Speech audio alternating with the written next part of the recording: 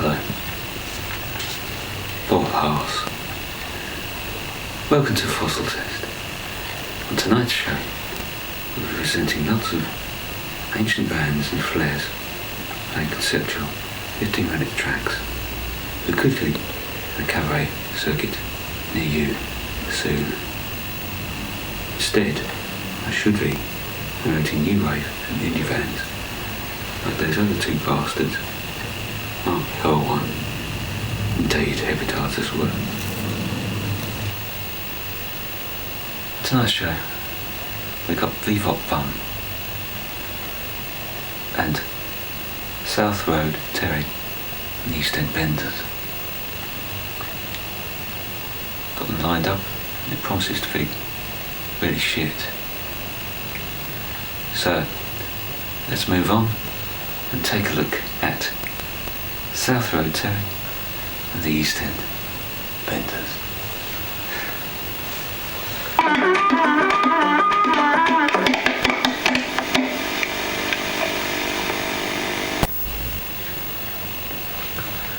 And After Brain is now on tour with a new band. No, that's Susie Bandstand. Entrepreneur of punk rock.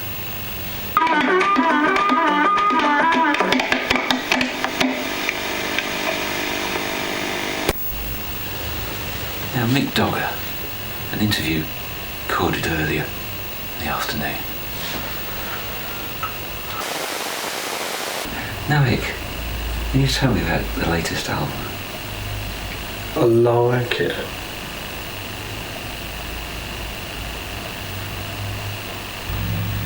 I like it. I like it. I like it. Well, thanks for that, Mick. That's the only rock and roll. Interesting.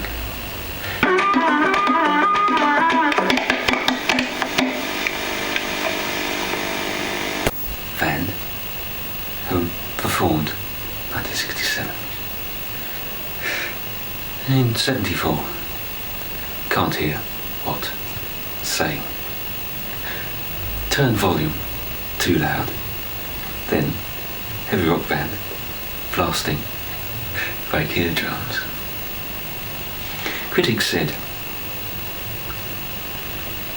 but now we see for ourselves as Kratom Mask perform Blood on Satan's Pagan Root, circa 69, Sweet parts 1 to 4. Last 15 minutes only, abridged. Recorded earlier this century, shelved as being too commercial.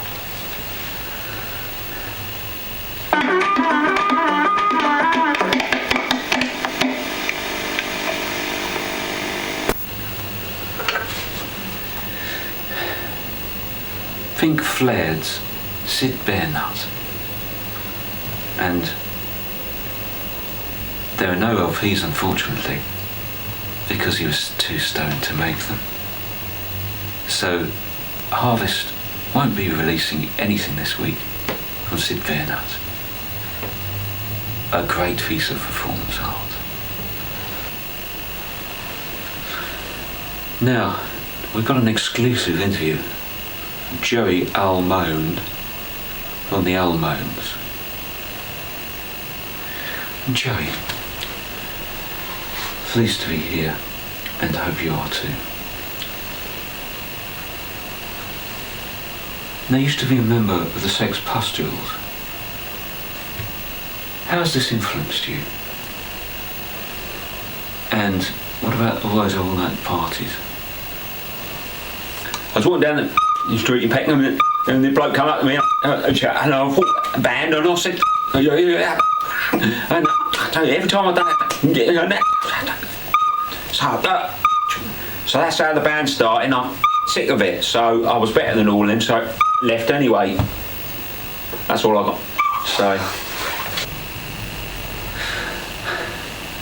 Well, that was totally shit.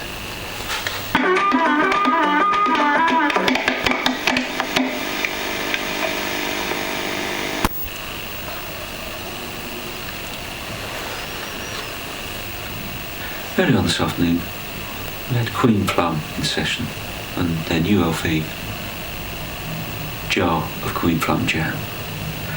This is the first track from the album, called 20th Century Boot.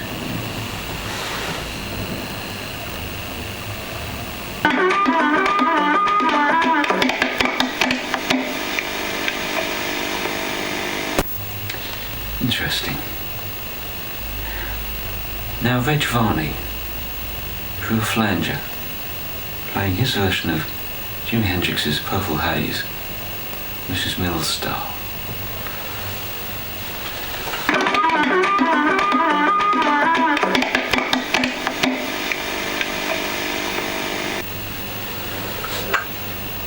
Nice. The album T-Fad with Cliff Bonnet of the Rubble Rousers on vocals, where every note played couldn't be heard because of the wah-wah.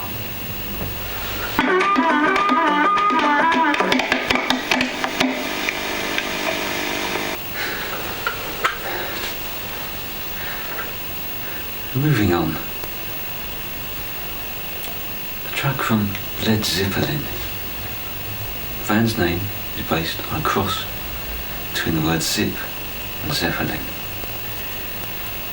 They've refused big name LPs, designers Hepatitis, and chosen an unknown paper seller, Bert Volok Nose from Neasden, to produce cover art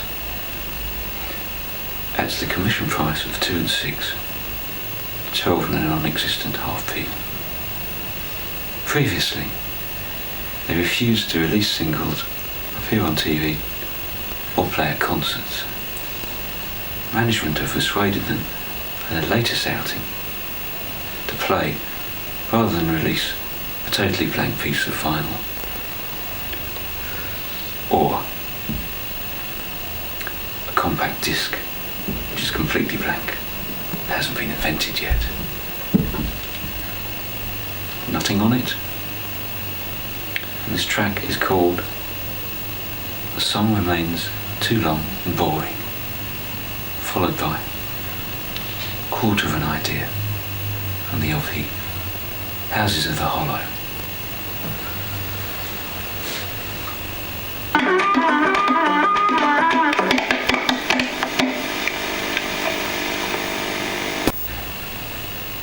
That's really nice. Led Zeppelin's vocalist, Robert Plonk, spoke to me earlier in an interview.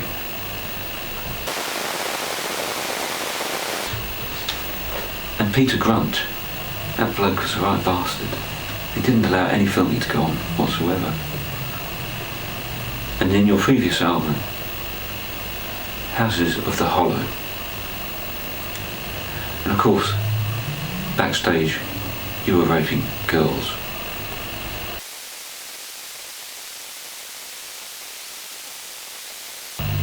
And the Melancholy Maker reported it completely wrongly, saying that you didn't do anything. Mark Helwan, such a sweet little boy, turned into such a sweet, cynical bastard.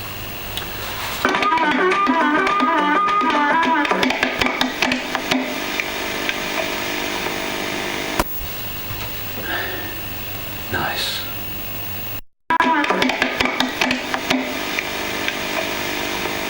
Mark Butto, the late great guitarist who sadly died recently from a drug overdose, too many one-night stands, Bacardi with Guinness, vodka, schnapps, and whiskey chaser for breakfast every day. But that hasn't stopped him from being here tonight.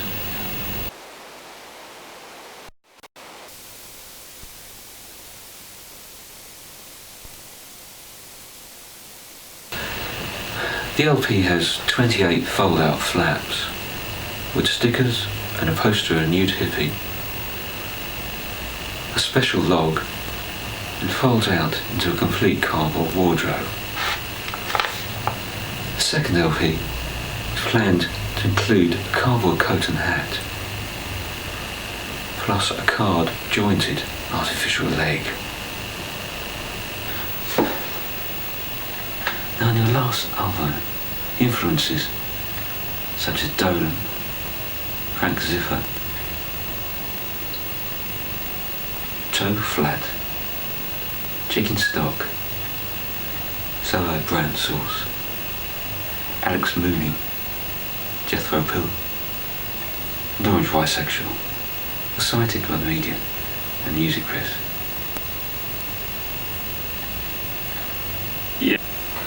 Yeah, man. How do you feel those influences affected you and your music? I don't know, man. Any advice for the fans or concepts inherent in these themes? And are they meant to be symbols?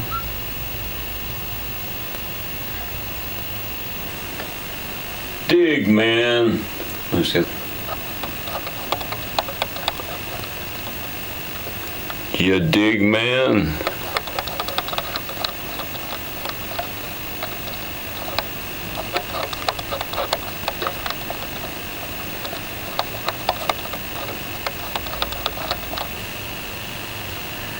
Thank you, Mark Butto. Now the new LP release from Sandy Divvy, much anticipated since she left the Fox circuit and Fairfield Conventional. The influences include Magna Magenta, Davey Peahan, Vert Yam, John Renvon, and Martin Coffey on the 60s revival and folk circuit. It includes a modern jazz variation on Danny Boy in 13 parts, which has been arranged by Vito Maxwell House for kazoo, dustbin lid, mellotron, 75-piece orchestra, 20 classical guitars, vacuum cleaner, and a bike. Also frowned upon by folk purists.